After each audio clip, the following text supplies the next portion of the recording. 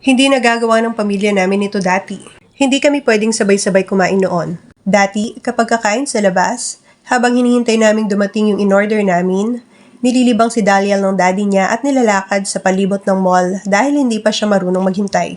Wala pa kasi siyang seating tolerance noon. May baon din kaming paborito niyang toys para kapag uupo na siya ay may libangan siya. Sinubukan din namin siyang libangin gamit ang cellphone habang naghihintay pero napansin namin na mas mahirap i-manage ang behavior niya kapag ganoon kaya inalis namin. Kapag dumating na ang order ay sila muna ng daddy niya ang unang kakain. Dati ay sinusubuan ko pa siya dahil hindi pa siya marunong gumamit ng spoon at fork. Kapag natapos na si Dalial kumain at hindi pa tapos ang daddy niya ay maglalakad-lakad muna kami at ititext na lang ako ng daddy niya para ako naman ang susunod na kakain. Pero ngayon, kasama ko na siyang nag-order, nakakaupo na siya ng matagal habang naghihintay at nakakakain na ng mag-isa. Kaya kung nasa punto po kayo ngayon na hindi pa kayo sabay-sabay kumain sa labas, malalagpasan din po ninyo ang stage na yan. Makakakain din po kayo ng sabay-sabay katulad namin ngayon.